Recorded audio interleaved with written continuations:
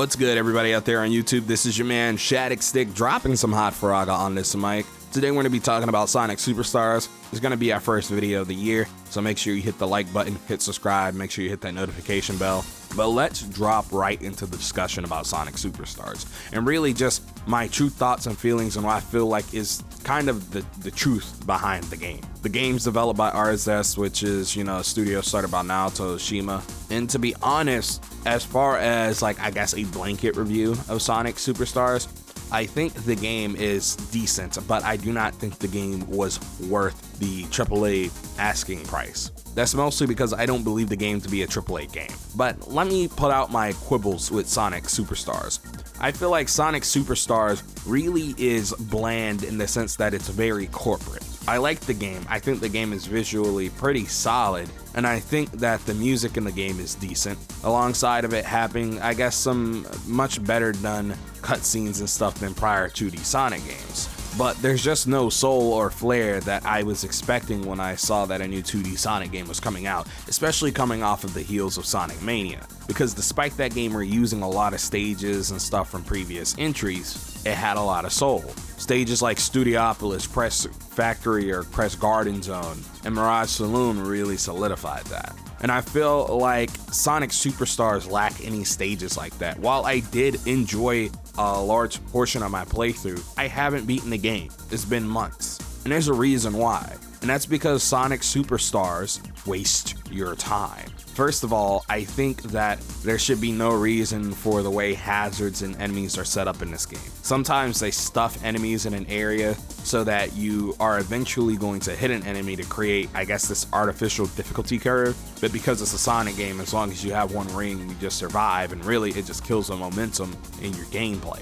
On top of that, I feel like all of the gimmicks in this game are either, again, kind of corporate stale bland, not anything super, I guess, enticing, or they get in your way. I just feel like, again, in a Sonic game, there's no reason why the lights should go out. I think that's stupid. You can disagree with me, but I just fundamentally think that it adds nothing to the gameplay and just makes it worse because your field of view is so much smaller. The game is designed with a 16:9 aspect ratio on mine, and because you can't really see that far in front of you, you wind up getting hit or you're losing your path or whatever. In the stage that this happens, which I don't even remember the stage, I think it's Speed Jungle Act 2. While they don't make those sections hard or anything, I just didn't understand why they would do it. Especially because it's one of the better looking stages in the game. It's one of the stages with more soul than a lot of the other ones. So why would they do that? It just looked like complete nonsense to me. But on the other hand, this game very obviously uses the physics from the Retro engine, and I think that is, for the most part, a good thing. Not 100% a good thing, but, 95% of a good thing. It has some of those same quirks that engine has in terms of hitbox detection and other things, so sometimes I think that the enemy placement isn't the issue. It may be the physics or hitbox placement, but it still is pretty faithful to how a lot of the 90s Sonic games felt. Also, when the stage design isn't getting in its way, it actually is pretty solid and allows the player to, I guess, build up speed in ways that are pretty fun and really just unique to the Sonic franchise. I also like that they have the inclusion of all 4 Sonic characters, or the classic characters at least, Sonic, Tails, Knuckles, and Amy, and all of them are pretty fun to play as with their own unique abilities and whatnot. It also is a relatively short game, which is a blessing and a curse, especially for someone like me. I'm coming from the perspective that I work anywhere from 40 to 90 hours a week sometimes. So I really do value my time when I'm off or when I'm playing video games or watching movies or watching TV shows or even YouTube videos, because I want to maximize the amount of time I have and enjoy that time, especially because I'm splitting it between work, my girlfriend, and just, solo personal enjoyment and stuff like that.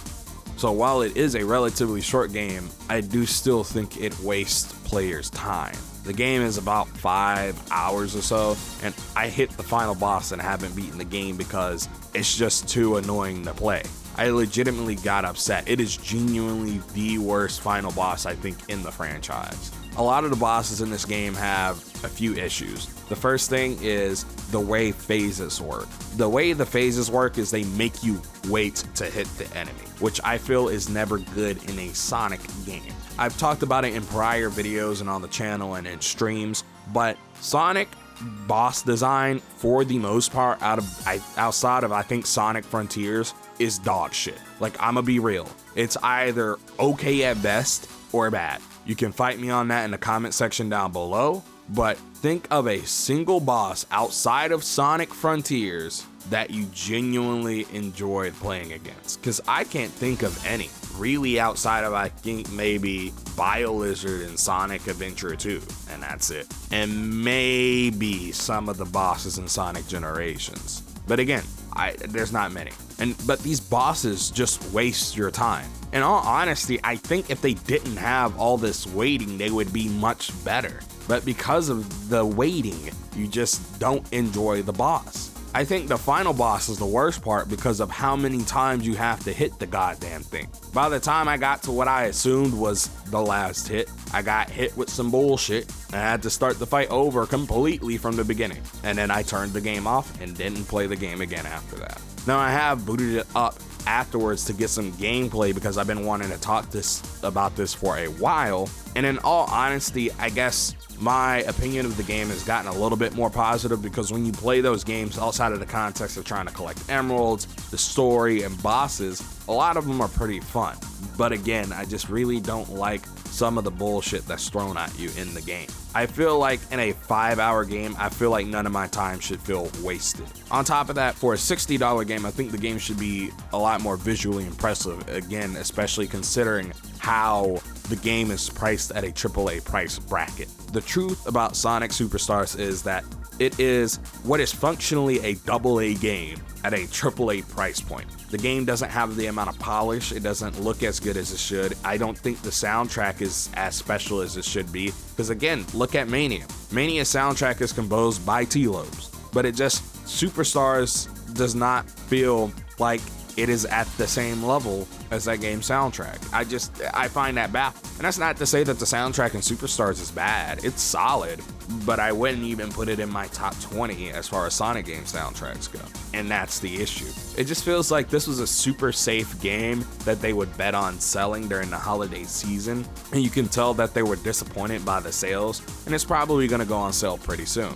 It just didn't make the noise that they thought it was going to make, mostly because I believe the game might have been a little rushed out of the door just to hit the holidays instead of it, sitting in the oven and possibly, being a little better at the end of the day.